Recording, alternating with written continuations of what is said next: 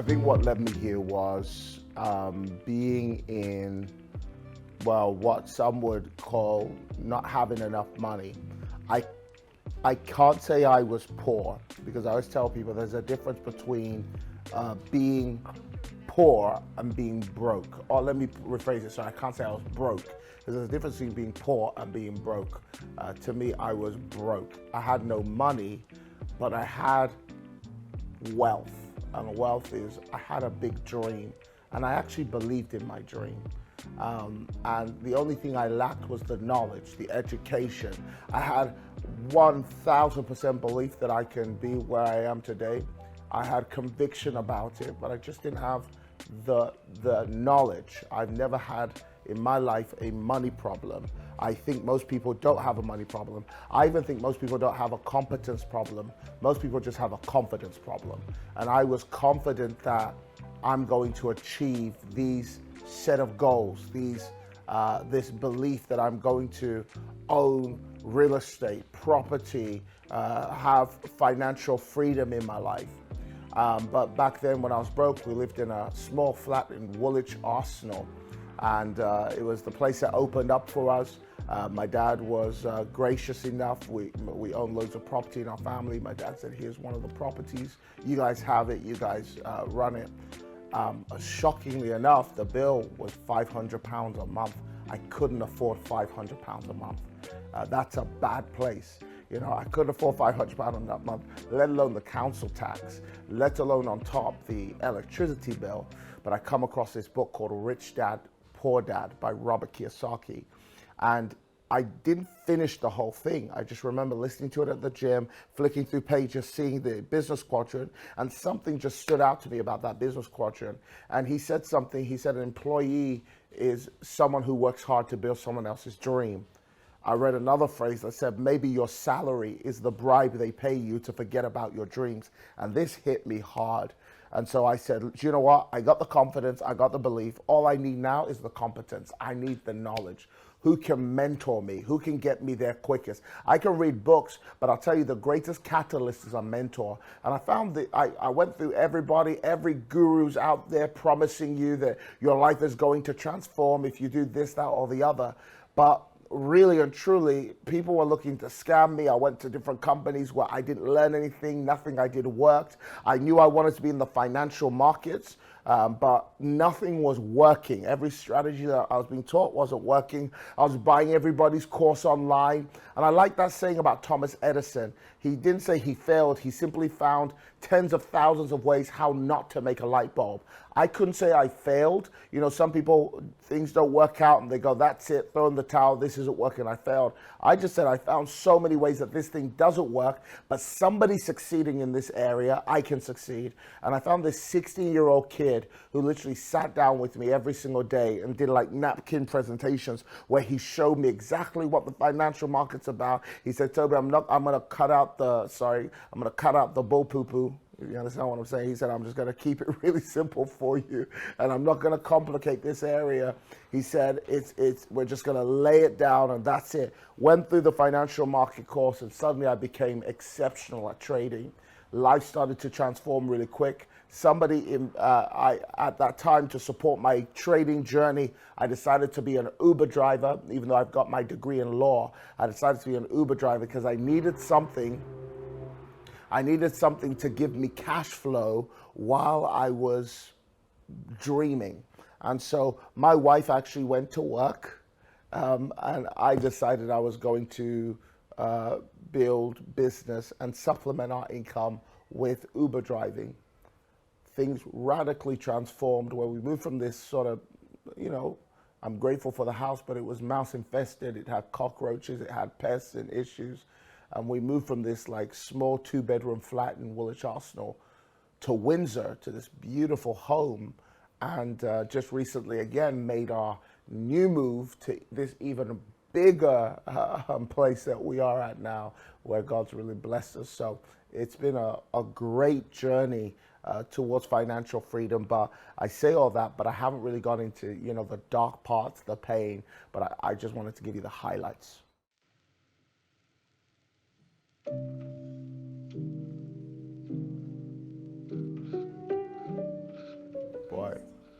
The darkest memories and moments in building towards financial success, I'll tell you what it is. It's hope. Hope can torture you, because especially when your hope turns into a raw conviction, where you really, really, really believe, and you believe in what you are doing, you believe in what you carry, and it went to raw conviction. I mean, I spent time visualizing, picturing it, meditating on it, experiencing it. There's a commonly known thing that your imagination doesn't know the difference between reality and falsehood. That's why when you watch a horror movie, even though you know it's a horror movie, you're in a state of what they call suspended disbelief, where you believe this Freddy Krueger guy is going to kill this friend and he's probably going to kill you too, even though it's not real, it's not really happening. That's the power of the imagination. And if you can learn to harness that imaginative power to give yourself a powerful visual that you completely believe, then you start doing something. You don't work for success, you start working from success. And that's where I was. And I tell people that was my darkest moment. It was believing so strongly and just waiting for life to catch up with what I believe. And that impatience, because I had such clarity, still do, about where I want to be in life, that impatience of, come on life, I felt like I was whipping life like a horse. Come on, catch up, align. When a mouse is crawling across your house and you've got this belief in you that you're in this opulent home that you visualized and seen, and a cockroach jumps out of nowhere, or you got a pink letter coming through your house of a CCJ or a parking fine, or you haven't paid this bill or that bill, and now you're standing outside the job center just to see if you can get universal credit. I remember going to the job center and just going, that's it. I got to get something just to support us, because, for a period, the journey to success looks like this is the start and the education. This is the hype and the excitement. Then, whoa, that is the learning curve and the experience before you experience the swing up. And most people give up right here. And then a lot of people give up here because then you plateau if you don't learn to go higher. And so I went through the slump. I'm outside the job center, about to apply for universal credit or some benefit to really support myself. And I decided, you know what, Tobi? Even if you starve, there is no way you're going on benefits. You are not going to tell that to yourself. Now you fed yourself this powerful belief system. There is no way you're going to inject into your belief system a belief that somehow you're dependent on the government. And this is nothing against people who have gone down that road. This is just say, for me, I had to be hard on myself. I had to burn my ships. I had to say, absolutely not. This is not happening. I'm not going to settle for a false sense of comfort. I'm going to make myself uncomfortable and use that pain. It's resourceful. It's necessary. And it was dark. It was dark. There are moments you get so angry with yourself. You're not really angry with your wife. You're just angry with you. And you take it out on her. You take it out on the children. Or you take it out on different, but you're just, I'm grateful to God I have such an understanding wife who just saw through that. What sometimes, obviously, she fell into the trap of my anger, but a lot of times she was like, babe, do you know what? I can see that you're really trying, and she'd encourage me, lift me up, speak to me, tell me where I'm going in life, believe in the future. And she really believed all the way through. I think most women would look and go, what's this like guy doing at home? I'm working. But she saw I'm at home working my socks off. And my frustration is this woman believes in me so much and I'm failing. This isn't working. And so those are some of, probably for me, the darkest moments.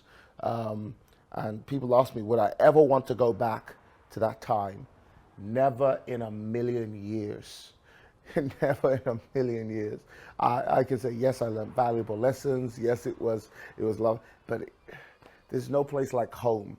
And home is the place you design. It's not the place you settle for. And so I've been able to design the home I want as opposed to settle for what I got.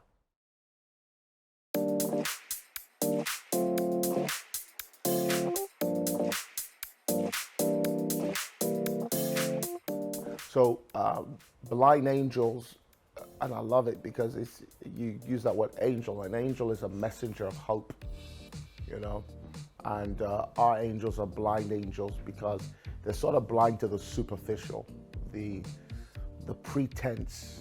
They see the heart. That's what it's all about. There are people in this world who are really trying their darndest to make it in life. And they need an angel, they need support, they need help. And I don't believe you can win in life without an angel, without help, without a solution, without a messenger of hope.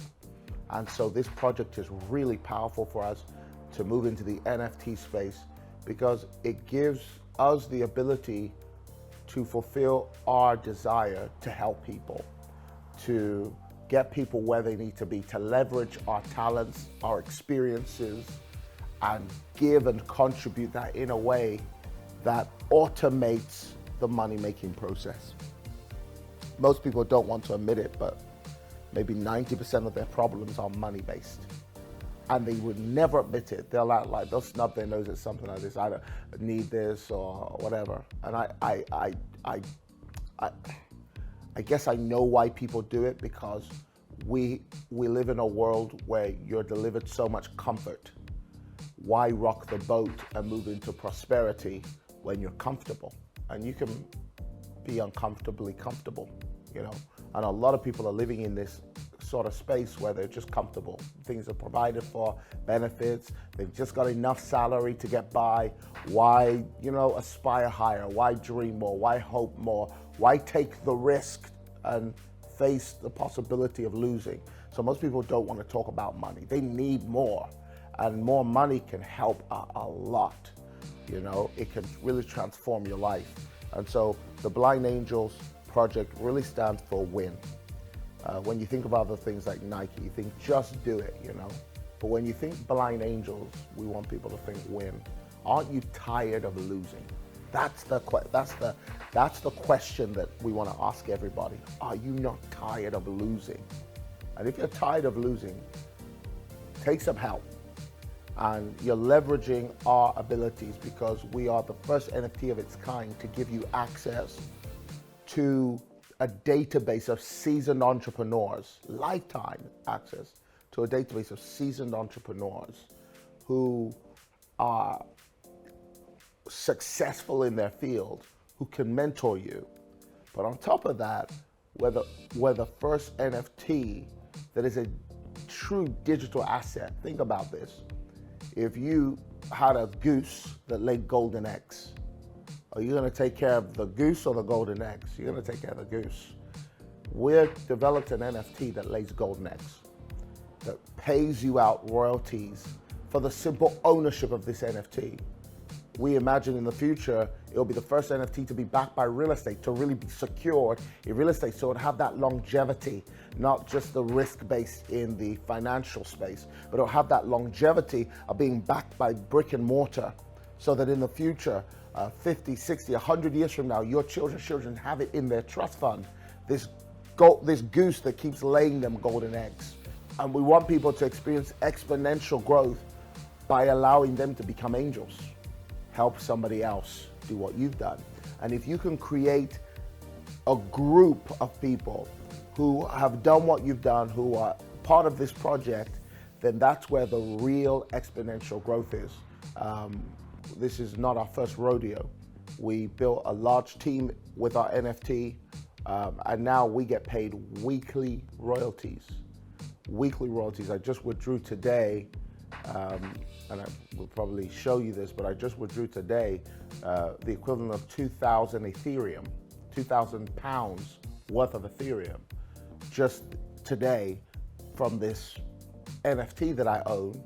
And the reason why I get paid £2,000 a week is because I've introduced people to also be blessed. So we say mint, be blessed, and be a blessing. Help other people. And I think that essentially should be the core of all businesses. What can we do to help each other? More, as much as you can on that Uber journey and why you decided to give it. Okay. Was that your last job, sorry? No, I started working in a deaf student provision in a school. The students were deaf. Did that job as well. 2018, yeah. That was my last job. The one where I enrolled was before that. I was before Ubering. Oh yeah, Uber was after that. So I left that job, did Ubering, and I finished Ubering, and I got, huh? When did you get the headset? What headset? Like you started pretending. Oh, okay, yeah, that was after the Czech Republic job. So I came back to live in Woolwich Arsenal at that point in the house. My wife was already there. Then we got married. Then I worked for a bit in the London office of. They moved me from Czech Republic because I passed all their tests to the office in London, and then I was working in Canary Wharf, going back in the city building, Canary Wharf, and coming back every day. And one day I said, I've had enough. I went to my boss and I said, I looked at the guys in my workplace, I said, I can do what these guys do. I can own this building. I even found out how much they rent the floor for. And I said, I could rent the floor for this much. I could do these things that they're doing. You know, I say I had belief, conviction. And I think that's what moves you. It's the conviction, it's the belief. And then I decided I was going to become, I left that job, get home. My wife's been made redundant, I think around that time. I'm like, okay, I need to do something to bring in some money to support. And she had worked really hard and I wanted to alleviate, so I decided to do Uber driving. So I was trying to find a job that would allow me to work in the day, so I was looking for security jobs. If I could watch a building. You know how people just sit down all day behind a desk and they got a screen there? If I could watch a building, I'd watch a building, whatever it was, but I could not work in McDonald's. Pizza, KFC. Again, nothing against these people. I just had too much, you might call it pride. You know, you're a law graduate. How can your mates be doing law? And then they'll come and see me flipping burgers and frying fries in McDonald's. I said, no, this is never, ever going to happen. I remember just the fear of it, just thinking about it. Like people who I graduated with suddenly seeing me like with a cap on. And then maybe, because you know how they do us, they'll get me to get the broom and clean the toilet, you know. That's the job they always give. And I'll be cleaning all that. I had all these visuals. I said, there are certain things I could not do because I couldn't do it to my psyche. I just couldn't allow my internal dialogue and language to change about myself. I was very protective of the story I built up. Then I said, I'm gonna be an Uber driver because at least then it's unlikely I'm gonna pick up my friends because I'm gonna do it in an area that I know they won't go to because most of my friends are Christians. If I pick you up outside of a nightclub, you and I are both about, if I pick you up, I'll make sure I went out. I went out Friday night, in the evening, Wednesday night. The time I know people are drunk in the clubs, you're gonna get peak prices at that time. I'll go out. If I meet my mates out there, we're both gonna have to keep each other's story. That was my strategy. So I went out, picked up drunk people. They had a lot of therapy in my car. They would talk to me. Almost everybody that got in my car would say, what are you doing in this position? You're too smart to be Uber driving. Like people get in my car and say, it's just something great in your voice. Like, why are you Uber driving? I said, don't worry, this is my hustle right now. This is what I got to do to get to where I need to be. This is the cash flow time of my life. This is just me getting my bills covered and paid, but I got a dream. I got a place I'm going. Around that time, I went to Argos, bought myself a desk and a tiny little laptop. It was no more than £100. Then I opened the darn thing and realized it's a Google machine. It's not even a laptop. You can't download anything on it. And Argos has a policy that once you open it, you have to keep it. You can't return it. And that was my last £100. And I remember back then, £100 was a big deal. It's a huge deal. So what I had to do was I had to go to a shop, seal up this box, airtight, put back on the little plaster, everything so it looked like I didn't touch it, clean off all my fingerprints of the Argos, of the box, and went to a different Argos and said, you know, I just bought this, because I went to, you know, CEX, that store that kind of you can flog it to hopefully get your money back. They were like £10. That's all they got. I said, no, this is brand new. Like I just got it across the road today. They said, sorry, £10, that's what our machine is saying. So So I said, you know what? I took this Google search nonsense back to a different Argos in Westfields, and then managed to buy myself a £100 ASOS computer. That ASOS was life. As I'm on my way home, there's a TV monitor in a bin. I pick up that monitor. I'm like, I need a monitor. I plug my monitor to my small laptop screen so I can have a bigger trading screen to my left here. I plug the whole thing up. I get my Argos desk from Argos, put it in my room where, you know, my bedroom, my bed's behind me. Didn't have my own little office, but I put a little table there. I got myself a swivel chair because I have to sell myself a feeling. I have to keep selling myself. It's the same thing I do today. When I fly, I can only fly business or first class because I sell myself the feeling. This is who I am. This is who I am. It's a feeling. When you go on a plane next time, when you go on a plane and you walk past, there are even some airlines that say upper class. So as you're walking past upper class, on your way to economy, you are watching people stretch their legs. And as you're walking past all these people stretching their legs and relaxing, and you're seeing even their children, 5 years old, with pillows behind their back, and somebody's bringing them their orange juice, and somebody's bringing someone else their champagne, and you are walking past, and then as you walk past, it gets narrower and narrower, and now you have to slide past people, you have to shimmy to get to your seat, and then you're in between someone screaming child over here and someone else. It tells you something about yourself, and I couldn't keep telling that to myself. I just couldn't. So I got myself whatever I could to tell myself, Tobi, whatever conviction you have on the inside, get a tangible as a teachable. Get something tangible to tokenize whatever you feel about yourself within.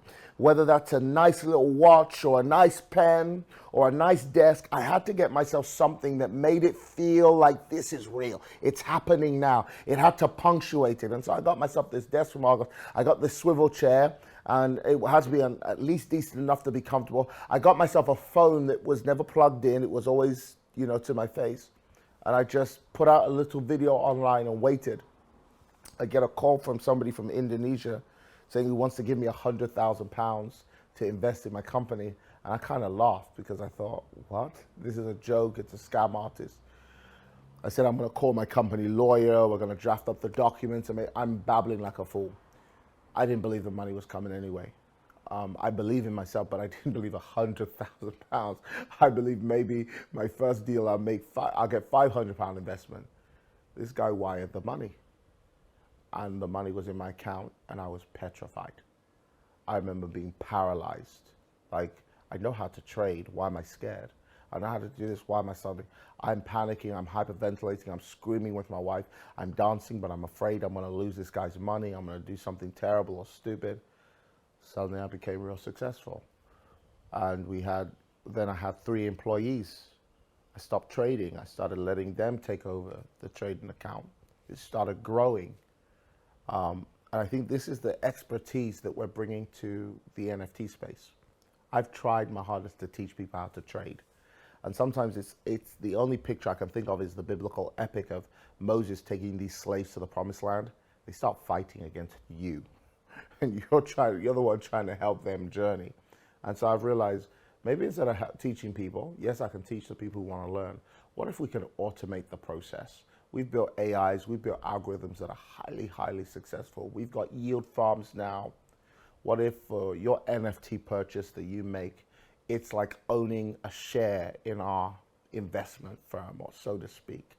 And that NFT solidifies you because we've decided to do it. Not that you really own a share, but we've decided that we could do whatever we wanted with that NFT money, because essentially once you got the NFT, what you got was access to Q.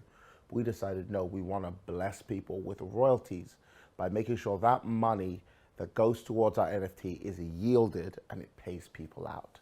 And that's where we are today. Oh, this is proof, yeah. This is proof of my days as an Uber driver. A lot of people don't really, I don't know what camera I'm pointing at, but a lot of people don't really believe it. This is an old address. I don't live here anymore, so it's really okay. I think I've covered it anyway. But this is, this is me over here. And it says, this license has been issued by the Transport for London, Sadiq Khan's signature here, evidence of meeting the English language test requirements as well, because they were at the time a whole bunch of Uber drivers could speak English, and so not to appear racist and make those guys take English tests, they made everybody take basic English language tests. We did topographical tests to see if we understand London and things of that nature. And then after my exams, I got my Uber license, guys. I got my Uber license. I hope you can see that. And it was in, just to give you the date, I got it the 10th of January, 2017. So I got this 3 days after my birthday, just to tell you the kind of state that I was in. 3 days after my birthday, I'm like, I need money. I think it was probably the brokest birthday ever. I was like, I can't have a birthday like that again. So 3 days after my birthday, I got my license. And it expired in 2020. That's where we are.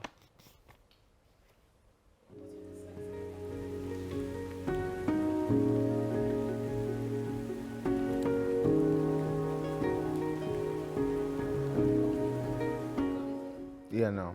So, yeah. So people, I think dyslexia is a label. You know, I think people learn differently. I learn differently. I don't have the sharpest of memories, but I have an acute recall of important information.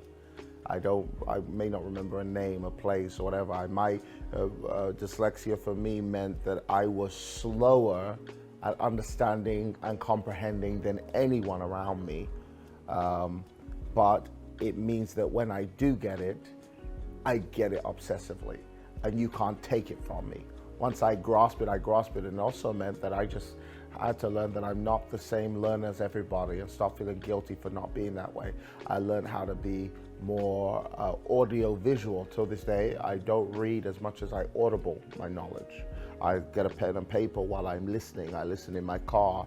I'm not the type to get a book and start going line upon line. Sometimes I do, but the majority of my journey is audible and visual. If I can watch a video or if I can listen to an audio, I will assimilate knowledge very, very effectively.